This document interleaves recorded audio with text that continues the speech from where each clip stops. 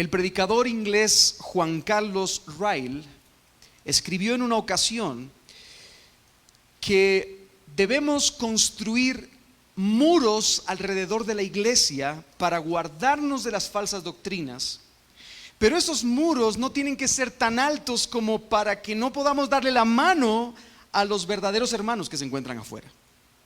Repito de nuevo, debemos construir muros alrededor de la iglesia para resguardarnos de las falsas doctrinas que están afuera, pero no deben ser tan altos como para no lograr saludar a los hermanos, verdaderos hermanos que están fuera de nuestra iglesia. Hermanos, como iglesia nosotros hemos recibido el mandato del Señor de ser columna y baluarte ¿de qué, hermanos? De la verdad.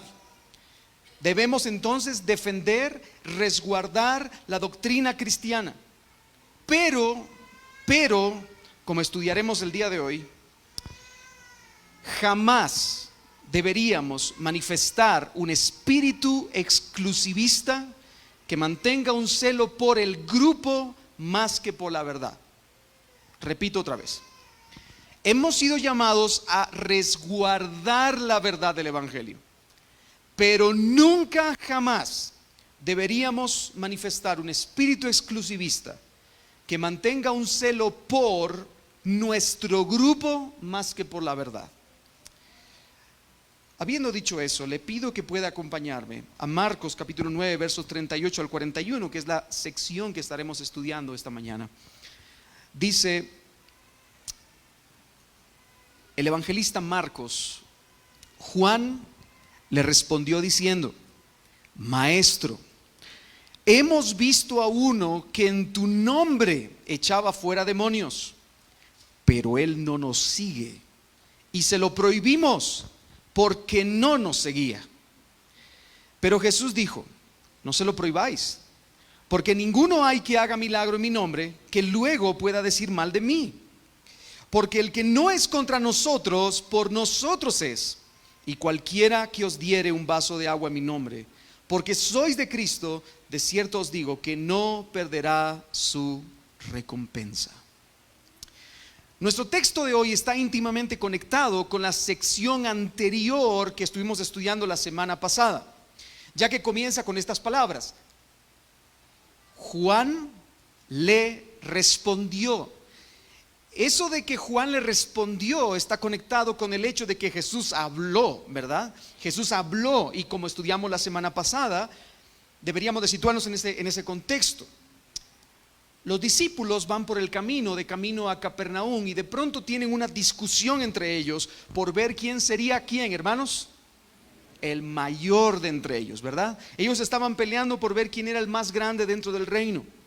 Jesús entonces, al llegar a Capernaum, los llama, los sienta y les dice que el que quiera ser el más grande de entre ellos, ¿qué debe hacer? Dos cosas dijimos la semana anterior. Debe servir, es la segunda. La primera, ¿cómo? Cultivar la humildad. Excelente, debe ser humilde, y en segundo lugar debe ser el siervo de todos, incluso de aquellos que son los más pequeños. Por eso Jesús puso enfrente de ellos un niño y les dijo: miren, si ustedes sirven a uno como este pequeño, me están sirviendo a mí. Quien me sirve a mí, sirve al que me envió, sirve a mi Padre. Muy bien, probablemente, hermanos, esta enseñanza acerca de la verdadera grandeza que consiste en humildad y servicio, probablemente esta enseñanza pudo haber despertado la conciencia del apóstol Juan, quien responde a la enseñanza con una declaración un tanto extraña. Y eso nos lleva a nuestra primera escena de nuestro relato, que he titulado La orgullosa declaración de Juan. Y note las palabras que estamos usando: la orgullosa declaración de Juan. Ahí está el punto, el meollo del asunto. Dice el verso 38: Maestro, hemos visto a uno que en tu nombre echaba fuera demonios, pero él no nos sigue y se lo prohibimos porque no nos seguía. De forma aparentemente piadosa, Juan se dirige a Jesús, y permítame parafrasear un poco lo que él dijo: Señor, me preocupa que hace poco vimos a un hombre que no pertenece a nuestro grupo exclusivo de 12 que tú has llamado para tu obra. Y fíjate, Señor, que encima de que no pertenece a tu grupo, él echaba fuera demonios en tu nombre. Pero repito, Señor, él no está en nuestro grupo. Así que se lo prohibimos, porque, Señor, él no nos sigue. 2 veces se lo dijo Juan. ¿Se da cuenta, hermano? ¿Se da cuenta de lo exclusivista que suena el apóstol Juan en esta declaración?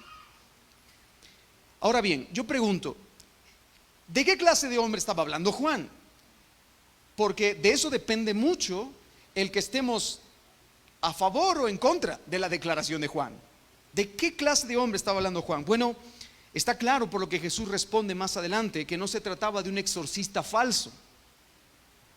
De hecho, en los hechos se nos presenta un grupo de exorcistas falsos, que eran los hijos de Esceva, y ellos empezaron a echar fuera demonios, y el demonio en el hombre del que estaban echando fuera responde y dice: a Cristo conozco, a Pablo también, pero ustedes ¿quiénes son? Imagínense. Al final esos hombres terminaron desnudos por causa del demonio. Este hombre no era un exorcista falso. Lo más seguro, hermano, y presta atención en esto que es importante, lo más seguro por las palabras de Jesús es que este hombre era un verdadero creyente de Cristo. Lo más seguro es que era un verdadero creyente. Así que pudo haber sido alguien que después de haber escuchado a Jesús predicar, le entregó su corazón y se sometió a su señorío. Pero como no estaba en el grupo VIP de Jesús, ¿verdad?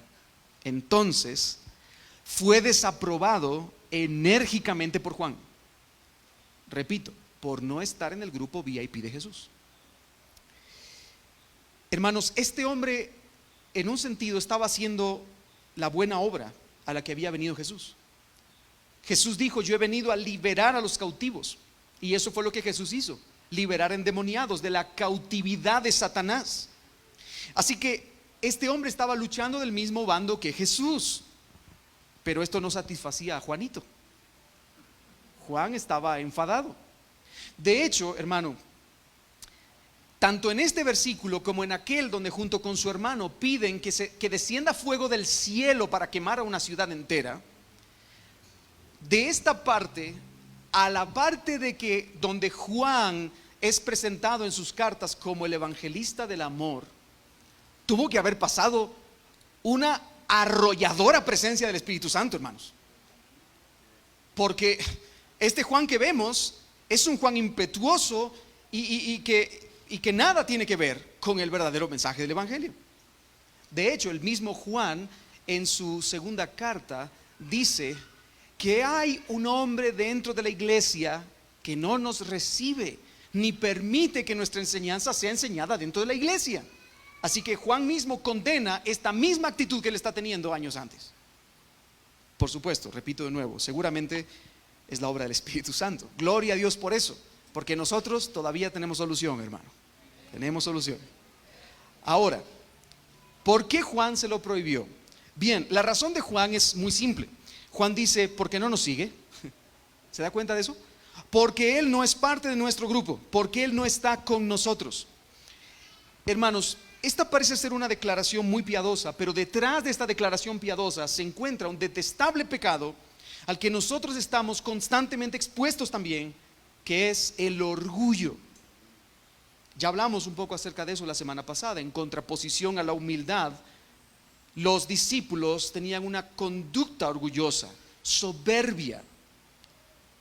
El orgullo, hermanos, es un pecado que te hace sentirte más que los demás. ¿Me sigue con esto? Orgulloso es alguien que se siente más que los demás. Es un sentimiento de sobreestimación propia. Es creerme mejor que cualquier otro individuo que está a mi alrededor. Eso es el orgullo. Y el orgullo suele estar acompañado de la soberbia. La soberbia es querer estar en la cima del monte, pero querer estar tú solo. Nadie se compara conmigo, nadie es mejor que yo, nadie es más grande que yo, nadie es igual a mí, perdón. ¿Cuál es esa idea? ¿No le suena a alguien en particular que haya desarrollado esa idea? Satanás.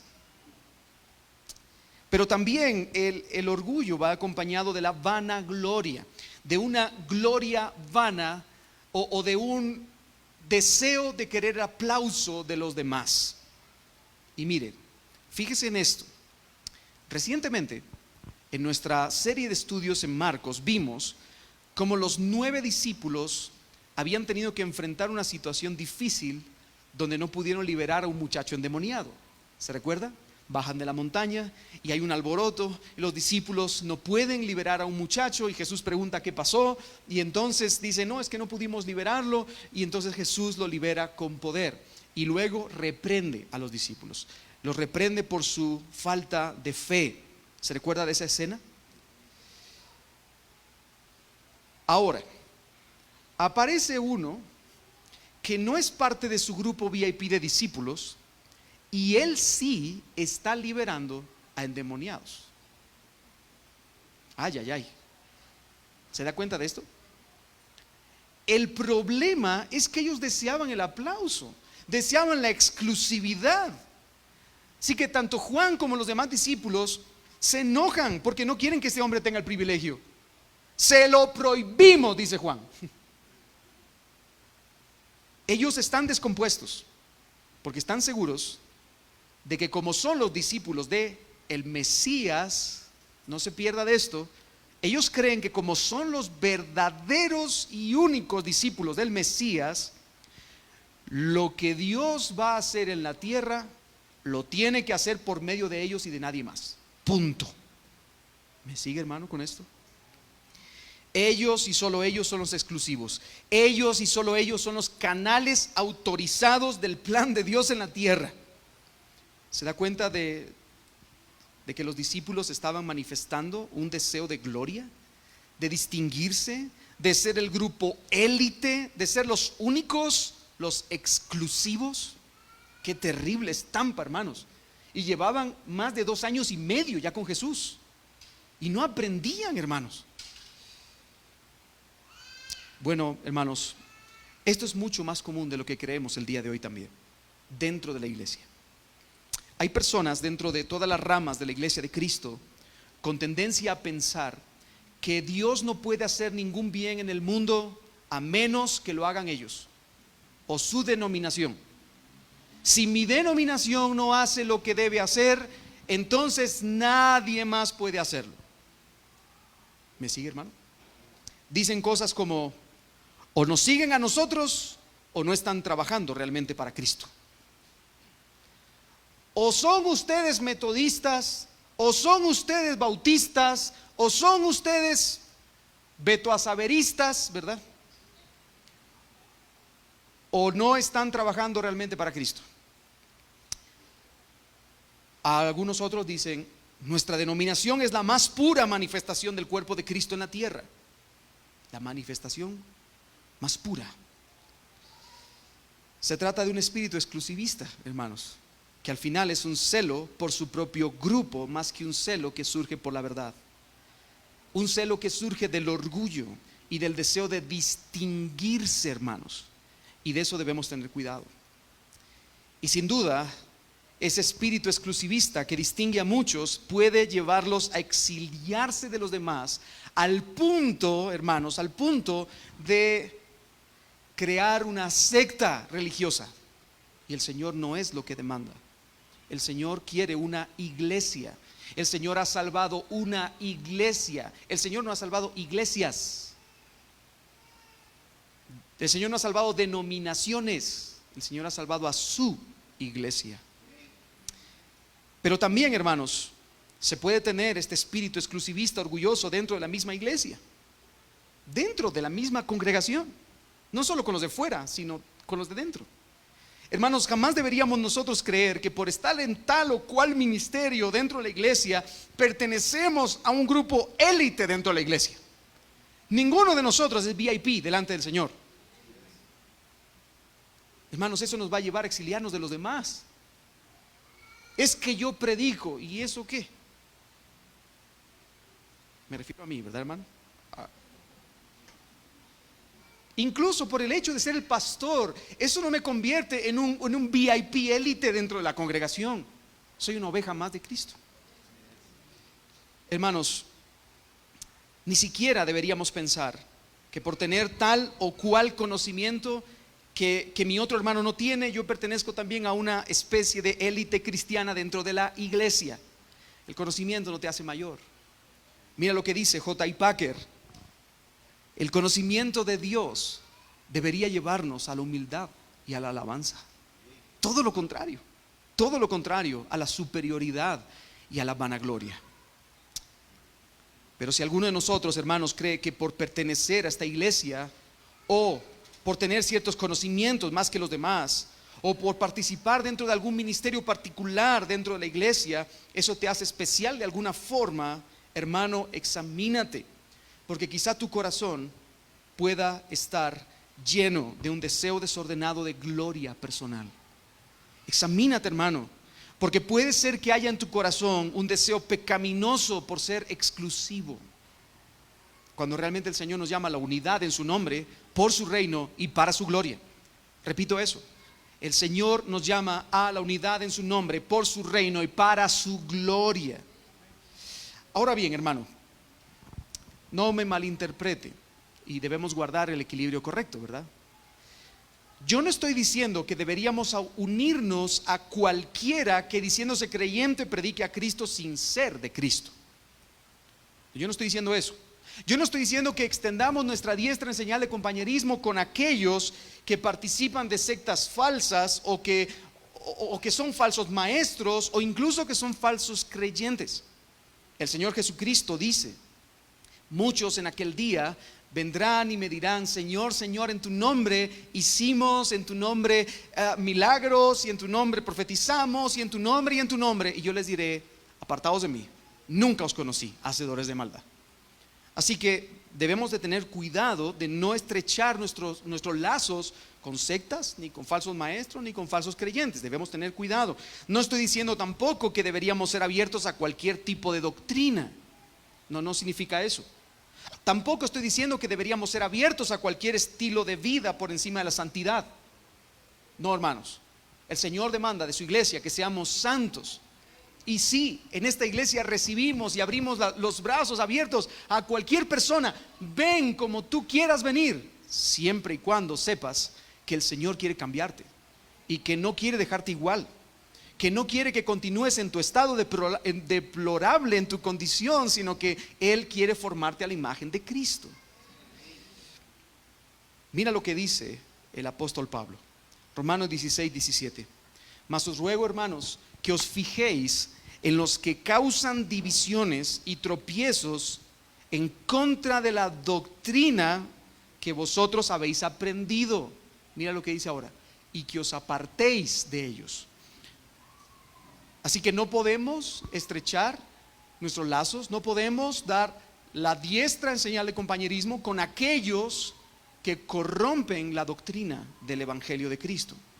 Lo que estoy diciendo, hermanos, es que en el marco del Evangelio, ¿sí? En el marco del Evangelio de Cristo, del Evangelio verdadero de Cristo, en el marco de aquellos que son verdaderos discípulos de Jesús, repito otra vez eso: verdadero Evangelio, verdaderos discípulos de Jesús. En el marco de esa realidad, no deberíamos tener un espíritu exclusivista, como si nuestro grupo fuera el mejor de todos. Amén, hermanos. Y ese verdadero equilibrio es el que Cristo nos muestra en la siguiente escena, que he titulado La respuesta equilibrada de Jesús. La respuesta equilibrada de Cristo. Dice el verso 39: pero Jesús dijo: no se lo prohibáis, porque ninguno hay que haga milagro en mi nombre que luego pueda decir mal de mí.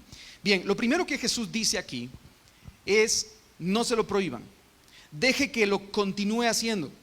Ahora, la razón de su exhortación, hermanos, es porque no hay nadie que haga una obra poderosa en nombre de Cristo que después hable mal de Cristo. Eso dice Jesús aquí, ¿verdad o no? Bien, en otras palabras, hermanos, lo que Jesús está diciendo es: cuando alguien realiza algo en armonía con la voluntad revelada de Cristo, por supuesto que hablará bien de Cristo. Ninguno que haga algo en armonía con la voluntad de Cristo hablará mal de él. Cristo nos deja en claro que el hombre en cuestión era un legítimo seguidor. Por cierto, no estamos hablando de los falsos milagreros que existían en la época de Jesús, o de los falsos exorcistas que iban por ahí haciendo disparates, como también los hay el día de hoy, ¿verdad? El día de hoy hay muchos falsos milagreros y exorcistas que van por ahí haciendo y diciendo todo tipo de disparates. No estamos hablando de eso, porque la conducta que está detrás de ellos y la doctrina que ellos dicen predicar o enseñar, eso literalmente se opone a lo que Jesucristo mismo es. Y por lo tanto ellos van, aunque digan ir a favor de Cristo, van en contra de Cristo y hablando mal de él. ¿Me sigue, hermano? Bien. Pero Cristo, repito, deja en claro que él sí es un verdadero seguidor. Por lo tanto, al final, si es un legítimo seguidor de Cristo, dice Jesús, proclamará fielmente la verdad acerca de Cristo, aunque no pertenezca al grupo VIP de discípulos, ¿verdad o no? O sea, si es un seguidor verdadero de Cristo, va a proclamar la verdad de Cristo, aunque no pertenezca al grupo VIP de discípulos. Ahora, ¿cuál es la razón del por qué no puede hablar mal de Jesús? Bueno, aquí está el énfasis principal de las palabras de Cristo. Verso 40. Porque el que no es contra nosotros, por nosotros es. Hermano, cuando una persona ha tenido un encuentro con Cristo, de ahí en adelante la neutralidad es imposible. O estás verdaderamente con Cristo, o estás en contra de Cristo. No, pero es que usted no sabe, yo es que estoy así como en medio, estoy tratando de decidirme. Estás en contra de Cristo. Si no estás completa y verdaderamente a favor de Cristo, bajo el señorío de Cristo y sometido a la autoridad de Cristo, tú estás en contra de Cristo, aunque seas un pastor. ¿Me sigue, hermano? Y permítame detenerme en este aspecto un momento. Hermano, ningún ser humano puede ser neutral en este sentido. Ningún ser humano puede ser neutral. O Cristo es tu Señor o no lo es. O estás del lado de Cristo o no lo estás. No hay lugares intermedios, no hay medio discípulos, no hay personas que estén sometidas al gobierno de Cristo parcialmente. No se puede, no se puede. Como dice Cristo mismo también en Mateo 12:30, es un texto muy paralelo a este: el que no está conmigo, contra mí está. Ahora bien, volviendo a nuestro texto, el argumento que Jesús presenta es simple. Jesús dice: no se trata de si una persona forma parte de tu grupo. ¿Escuchó bien, hermano? No se trata de si una persona forma parte de tu iglesia. No se trata de si una persona forma parte del grupo VIP de discípulos. Eso es lo que dice Jesús. El asunto verdaderamente importante es si esa persona está con Cristo o no está con Cristo. Esa es la situación importante. Hermanos, por favor no se pierdan esto, porque de verdad este es el equilibrio que queremos guardar. Por supuesto que es importante y fundamental la doctrina. Por supuesto que es importante, es determinante guardar una doctrina correcta. Es importante tener una base de fe y así definir bien las cosas. De hecho, como lo hemos estado haciendo hasta el día de hoy, hemos estado leyendo nuestra confesión de fe, la confesión de fe de Londres, para saber qué es lo que creemos, qué es lo que nos define como iglesia. Hoy no lo haremos por cuestiones del tiempo y la dinámica que tenemos el día de hoy, pero es importante tener una base de fe, es importante definir bien las cosas. Pero quiero recordarle algo importante: Cristo no es bautista, ni metodista, ni presbiteriano, ni anglicano, ni pentecostal. Cristo no es reformado, Cristo no es calvinista, Cristo no es arminiano, Cristo no es amilenarista o dispensacionalista. Cristo no tiene una etiqueta en particular. Cristo es la verdad misma. Él es el Salvador de todo aquel que le reconozca como el único camino al Padre, y Él es el Rey soberano de todo aquel que se someta a su señorío. Eso es Cristo. Déjenme ponerlo en perspectiva y voy a usar algunos de los escritores que más admiro para ponerlo en perspectiva delante de usted. Leonard Ravenhill y A.W. Tozer fueron pentecostales. Juan Carlos Ryle, C.S. Lewis, J.I. Packer y John Stott fueron anglicanos. Thomas Watson, R.C. Sproul, Tim Keller fueron presbiterianos. John Piper, Sugel Michelin, Miguel Núñez, John MacArthur y Spurgeon son bautistas reformados. Y Martin Lloyd Jones fue un pastor congregacionalista que no pertenecía a ninguna denominación particular. ¿Se da cuenta? Y yo admiro mucho a estos escritores y tengo muchos libros de ellos.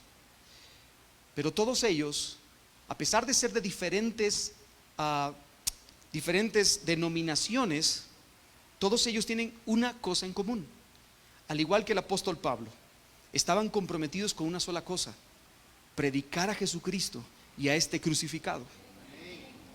Sí, Sproul creía en el bautismo de los niños y Spurgeon no. Leonard Ravenhill no compartía las doctrinas de la gracia, ni tampoco C.S. Lewis. Thomas Watson sí, igual que Tim Keller. De pronto y Sugel Michelin es amilenarista, John Piper es postmilenarista. Hermano, todas esas cosas son etiquetas, pero todos ellos coincidían en algo: predicaban a Jesucristo y a este crucificado. Cada uno de ellos tenía lo más importante: tenían a Cristo como su Señor. Y eso es lo que nosotros debemos definir también como iglesia. Debemos tener a Cristo como nuestro Señor. Repito de nuevo, la doctrina es importante, pero no es el fin en sí mismo. El asunto no es si una persona forma parte de un grupo particular. El asunto es si una persona está con Cristo, sometida a su señorío, o no lo está. Y si una persona está sometida al señorío de Cristo, tarde o temprano va a vivir alineado al verdadero mensaje de las Escrituras. Tarde o temprano va a someterse a la palabra del Señor. Por lo tanto, hermanos, en Cristo no hay lugar para el sectarismo religioso. En Cristo no hay lugar para la exclusividad de grupos. ¿Me sigue, hermano? Todos los que hacen la obra de Cristo, en el nombre de Cristo, proclaman el reino de Cristo. Así que aquel hombre de la historia, aquel exorcista que Juan reprende, no era menos importante solo porque no era de los 12. Es por eso que Jesús completa su enseñanza con esta conclusión, verso 41. Y cualquiera que os diere un vaso de agua en mi nombre, porque sois de Cristo, de cierto os digo que no perderá su recompensa. Lo explico. Lo que Jesús quiso decir es: no hay obra tan grande o pequeña en la expansión del reino.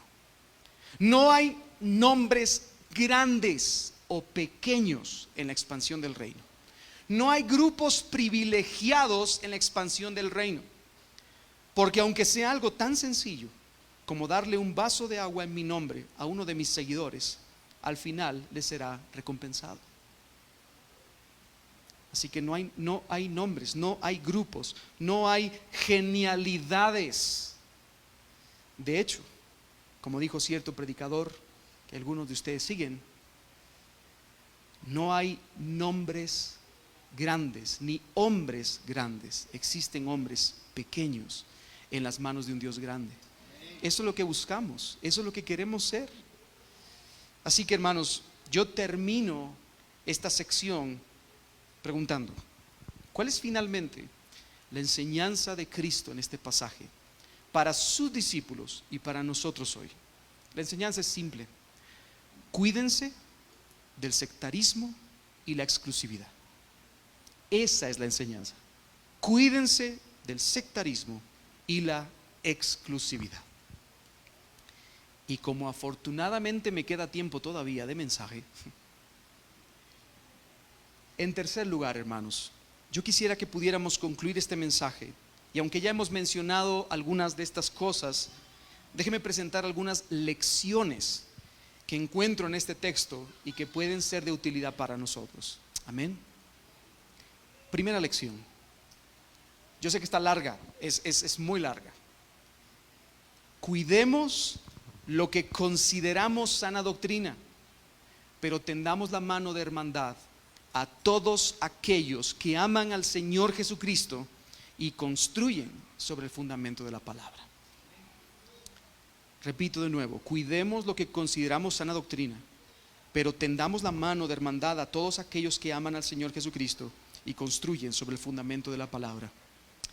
Dentro de algunas semanas tendremos en la capital, junto con el Ministerio Simeon Trust, un taller de predicación expositiva con la iglesia Gracia sobre Gracia, Acts 29 y algunos otros hermanos que estamos colaborando con esto. Bien, nosotros para el taller de predicación expositiva no le decimos a las personas: para tú poder participar tienes que ser reformado, o tienes que ser bautista, congregacionalista.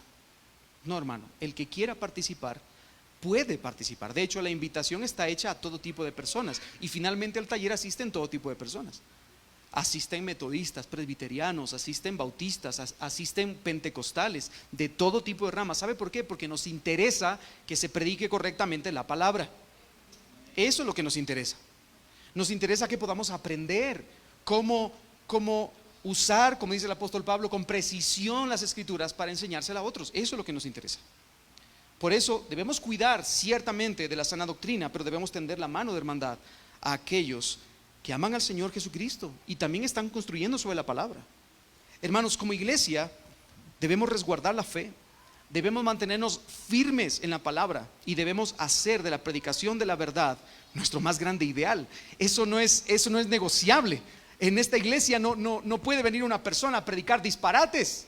Eso, yo mismo me pondría de pie y le diría: párate, por favor, vamos a detener la predicación aquí, porque lo que estás diciendo no está bien. No estamos comprometidos con eso.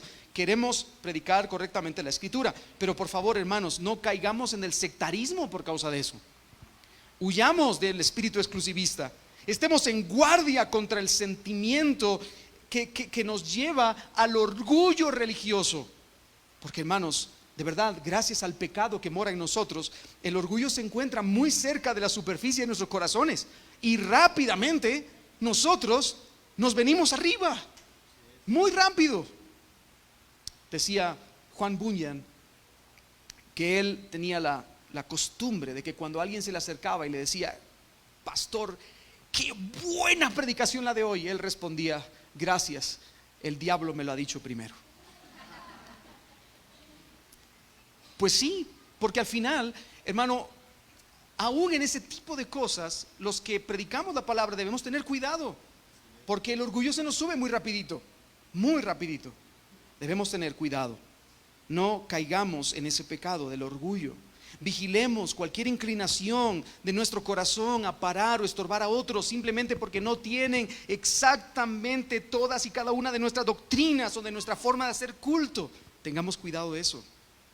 Y este es un llamado especialmente para nuestra iglesia el día de hoy. Llevamos constituidos como iglesia 2 años. Hoy estamos celebrando nuestro aniversario. Gloria a Dios por eso. Pero a veces el orgullo en nuestros corazones nos da la tendencia a pensar que podríamos llegar a ser la mejor iglesia, o la que se mantiene con mayor pureza en nuestra ciudad. Sin embargo, hermanos, escuche bien lo que le voy a decir, que es importante. Dios aborrece el orgullo tanto como aborrece la falsa doctrina. Dios aborrece las dos cosas. Así que mantengámonos vigilantes. No pensemos que esta iglesia es la más destacada de la zona. No pensemos que somos los que mejor amamos y servimos al Señor. No pensemos que nosotros somos los que poseemos la verdad acerca de todo. Y no hablo solo como iglesia, hablo como individuos de manera personal. Porque a veces es difícil como maestro en la iglesia, es difícil en muchas ocasiones tratar de moldear un tema dentro de la congregación que sabemos que es bíblico, cuando muchos dicen: no, pero eso no es así. Tengamos cuidado de no ser enseñables. Hermanos, deberíamos ser enseñables también. Y finalmente, no pensemos que solo nosotros tenemos la sana doctrina. Tengamos cuidado con eso. Busquemos la unidad en el reino de Cristo, hermanos.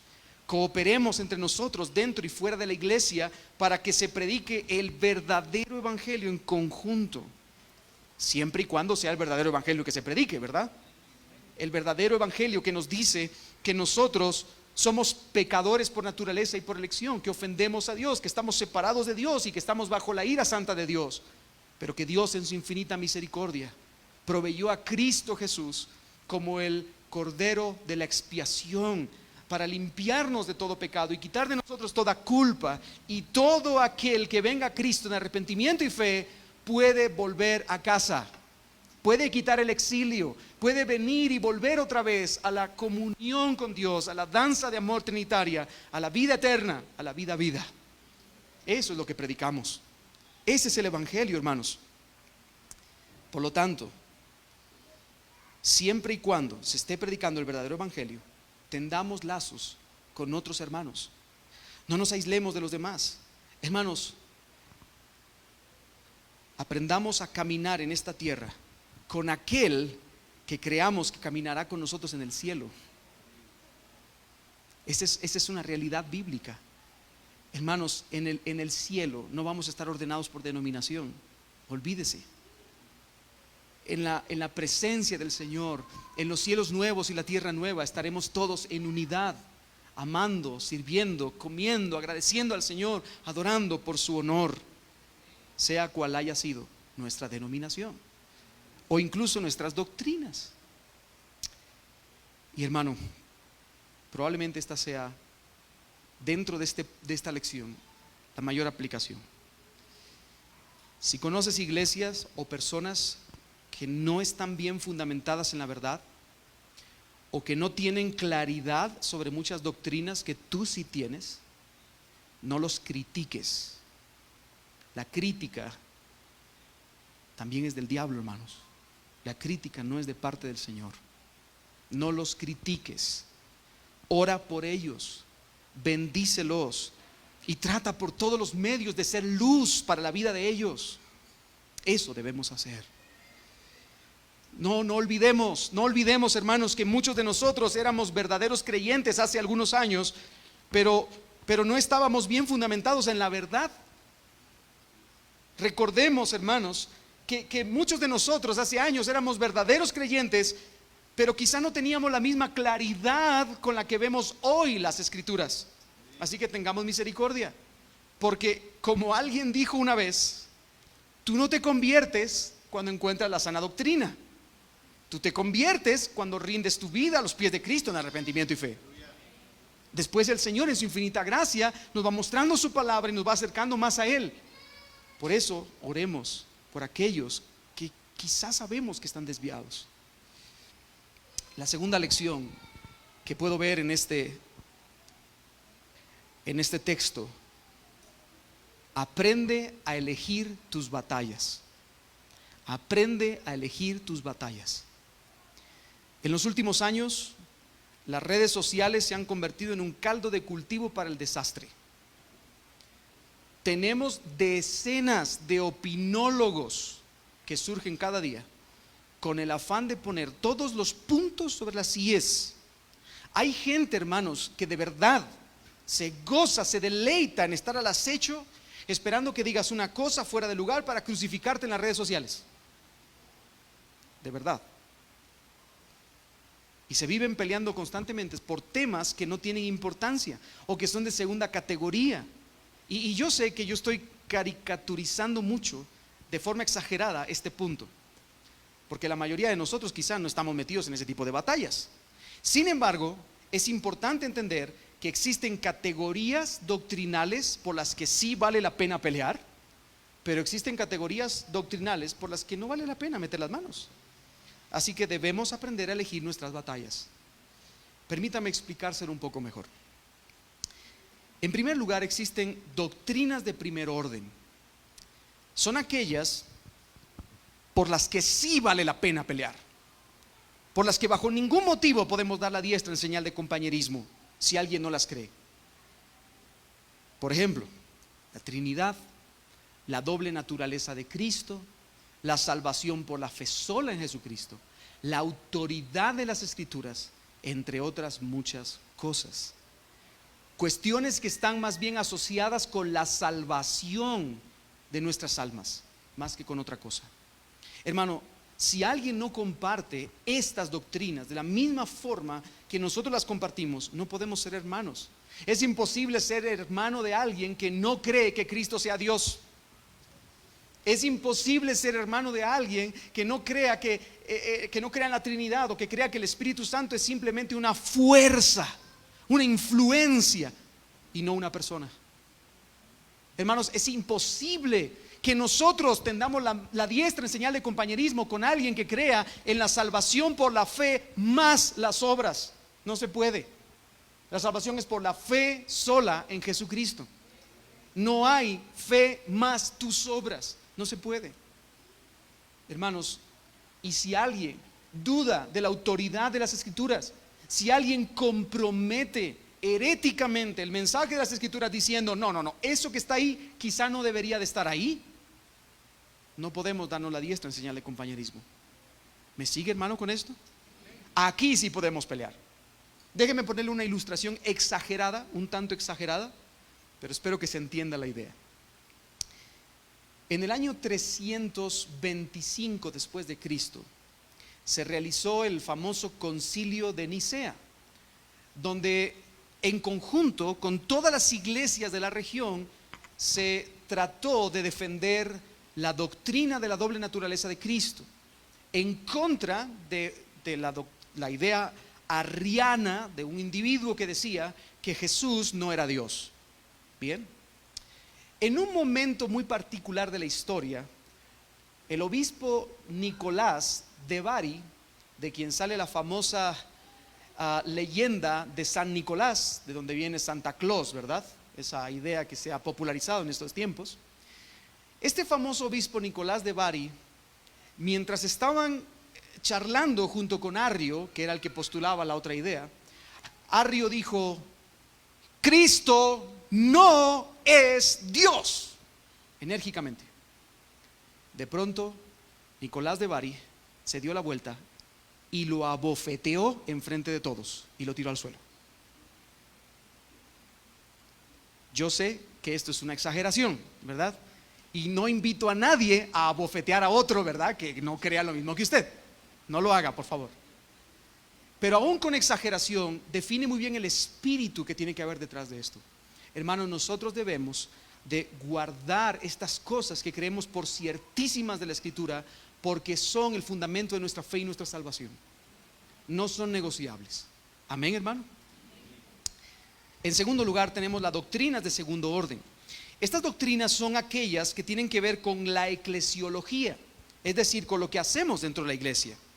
Son doctrinas que deberíamos entender y doctrinas que deberíamos saber defender, pero no discutir jamás por ellas. Repito, son doctrinas que deberíamos saber y que deberíamos defender, saber defender, pero nunca discutir a causa de ellas. Por ejemplo, el bautismo. Nosotros creemos en el bautismo por inmersión de los adultos que han profesado su fe en Jesucristo. Eso nos define más en la línea de los que están en la línea bautista, digámoslo así. Pero existen hermanos de un calibre muy elevado que creen en el bautismo de niños por la fe de sus propios padres, que son los presbiterianos o los anglicanos, por ejemplo. Y nosotros no nos vamos a llevar mal con ellos, ni vamos a pelearnos por esto. Debemos saber defender, porque creemos que el bautismo es por inmersión y para los que creen en Jesucristo, pero no pelearnos por eso. Lo mismo la Santa Cena, incluso los roles de género dentro de la iglesia. Si el que dirige la alabanza es hombre o mujer, si las mujeres deben orar o no deben orar dentro del culto, si incluso, permítame decirlo, esto que es quizá lo más grande de todo, incluso el mismo pastorado de la mujer, que en esta iglesia no lo compartimos. Sin embargo, es una doctrina de segundo orden que nosotros debemos entender y debemos saber defender, pero no discutir con estas doctrinas. ¿Me sigue, hermano? En tercer lugar, tenemos las doctrinas de tercer orden. Esas doctrinas son aquellas por las que bajo ningún motivo vale la pena pelear. ¿Por qué? Porque son áreas grises dentro de la Escritura y ninguno tiene la certeza completa de estas doctrinas. Por ejemplo, la escatología. hay diferentes posiciones y posturas doctrinales acerca de lo que va a ocurrir en los últimos tiempos. Que si Cristo viene antes del milenio, que si viene después del milenio, que si no va a haber milenio, que si el milenio ya está cumplido, que si tribulación, que si rapto secreto, que si no rapto secreto. Hay un montón de posturas escatológicas y, hermanos, no hay una verdadera certeza de las diferentes posturas dentro de la Escritura. Por lo tanto, no deberíamos de pelearnos por esto. En una ocasión, un grupo de seminaristas fueron a una iglesia y estaban charlando con un hermano de la iglesia, y los seminaristas empezaron a incomodarle y a decirle: bueno, ¿y tú eres amilenarista, o eres dispensacionalista, o eres pretribulacionista, o eres posttribulacionista? Y él dijo: yo soy Cristo viene con gloria y con poder para traer a su pueblo ista.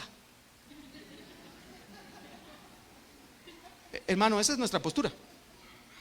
Cristo viene con gloria y con poder a traer a su iglesia al final de la historia. Al final de la historia Cristo vence, Cristo triunfa y su iglesia junto con él. Eso es lo que creemos. Después podemos estar inclinados hacia ciertas posturas más que a otras, pero, hermano, no vale la pena discutir por estas, porque no hay luz. Mire cómo lo dice o lo escribe el pastor Sugel Michelén. Dice: aprender a distinguir entre las doctrinas fundamentales y secundarias es crucial. Si no sabemos distinguir entre estas, vamos a caer en extremos, ya sea en el ecumenismo, que no hace distinciones y quiere traer a todo el mundo un gran movimiento donde todas las iglesias se unan, ¿verdad? Eso no es correcto, el ecumenismo no es correcto. O podemos caer en el otro extremo, en el aislacionismo, donde podemos pensar que solo nuestra iglesia, con nuestra doctrina, es la única iglesia sana que hay en el mundo. Debemos tener cuidado y debemos conocer nuestras doctrinas para saber o para escoger qué batallas pelear. ¿Me sigue hasta aquí, hermano? Bien. Tercera lección. Identifica, hermano, si hay en tu corazón algún tipo de orgullo exclusivista, porque Cristo reprendió a Juan y a los demás discípulos por la conducta que ellos tenían. Por lo tanto, si algo es reprendible por medio de Cristo, es un pecado. Así que identifica si hay en tu corazón algún tipo de orgullo exclusivista, algún celo pecaminoso por tu grupo o algún tipo de pensamiento de superioridad, y ríndelo a los pies de Cristo. Examínate a la luz de la palabra del día de hoy, y si hay algo en ti, ríndelo a los pies de Jesús. Hermanos, cuán débiles somos y cuán a menudo nos parecemos a Juan al creernos mejores que otros. Hermano, si hay en nosotros algún pensamiento de superioridad, por muy pequeño que sea, rindámoslo a los pies de nuestro bendito y perdonador Señor Jesucristo. Hermano, Cristo está abierto para recibirte si vienes a Él buscando perdón de su parte. Pero tú tienes que reconocerlo. Tienes que decir: yo reconozco que me he comportado de una forma orgullosa, muy soberbio, y necesito equilibrar mi alma a los pies del Calvario. Hermano, la vida del creyente es una vida de arrepentimiento y fe. Vuelvo otra vez a poner el ejemplo que puse la semana anterior. El Señor proféticamente en Jeremías capítulo 2 dice: me han dejado a mí, que soy fuente de agua de vida, y se han dado la vuelta y han cavado para sí mismos cisternas rotas, agrietadas, que no retienen el agua. Hermano, esas cisternas rotas son cualquier tipo de ídolo que tengamos. Los discípulos estaban manifestando un ídolo en su posición religiosa. Nosotros podemos caer también en ese ídolo, el ídolo de la posición religiosa, el ídolo de mi grupo doctrinal. Yo tengo que tener cuidado con eso, porque es una cisterna rota, no hay saciedad en eso. Este acto, hermanos, de me dejaron a mí, es un acto de, en primer lugar, soberbia. Yo creo que puedo encontrar mi felicidad lejos de Dios. Es un acto de soberbia. Pero luego también es un acto de incredulidad. No creo que Dios sea el único. Y entonces es un acto de idolatría. Voy a crear mi propia fuente de felicidad. Mi doctrina, mi grupo, mi iglesia es mi fuente de felicidad. Hermano, la iglesia es un canal. La iglesia es un medio. La doctrina es un medio que te lleva al verdadero lugar, a la fuente de reposo, a Cristo mismo. ¿Me sigue, hermano? Así que en este movimiento hay un movimiento de soberbia, de incredulidad y de idolatría. Y de pronto el Señor te dice, no, no, no, eso no es lo que a mí me agrada. Yo quiero que tú hagas un movimiento contrario. Estás adorando a tus ídolos y entonces reconócelo. Reconocerlo es literalmente un acto de humildad. Es lo contrario a la soberbia. Es humildad. Tú reconoces y dices, es verdad, eso es un ídolo. Yo estoy adorando mi iglesia, estoy adorando mi conjunto de doctrinas, estoy adorando mi calvinismo, estoy adorando mi etcétera, ¿verdad? Y entonces en mi soberbia yo digo, Señor, me arrepiento. Arrepentimiento es darte la vuelta. Arrepentimiento. Esa es la marca del evangelio, arrepentimiento. Humildad que te lleva al arrepentimiento. Y en ese arrepentimiento tú dices, y tú, Señor, eres lo único que vale la pena. Fe. Y te abrazas a Cristo. Así que este movimiento es un movimiento de soberbia, de incredulidad y de idolatría, abandonando a Dios. Pero lo que Dios pide es humildad, abandono de este ídolo, arrepentimiento y fe en Jesucristo. Hermanos, eso es lo que el Señor demanda de nosotros. Por eso, identifica si hay en tu corazón algún tipo de orgullo exclusivista. Identifícalo y ríndelo a los pies de Cristo. La cuarta lección: la neutralidad es imposible. La neutralidad es imposible. Recuerda, como hemos visto en nuestro mensaje, o estás a favor de Cristo como tu único Salvador y vives para Él en completa sumisión a su señorío, o estás en contra. No hay un lugar intermedio.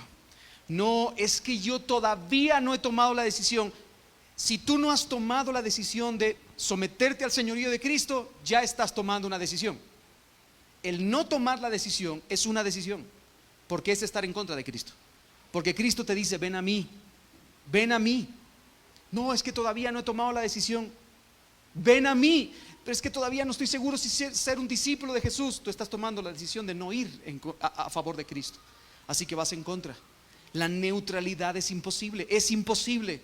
Hermanos, nosotros debemos ser conscientes de esta realidad. O estoy con Cristo o no estoy con Él. Así que medita en esta pregunta hoy. ¿Estás con Cristo o no lo estás? Medita en eso. ¿Estás con Cristo o no lo estás? Para terminar, hermanos, quisiera que pudiéramos orar juntos para que como iglesia el Señor nos permita ser una iglesia que esté firme en la palabra, ser una iglesia que esté robusta en la doctrina, en la verdad que defendemos, una iglesia que esté firme en la palabra de Cristo, que seamos una iglesia que predique la verdad del evangelio, pero que también oremos para que podamos ser una iglesia que pueda extender la mano en unidad y compañerismo con otras, en el nombre de Cristo, para el avance del reino de Cristo y para la gloria de su nombre.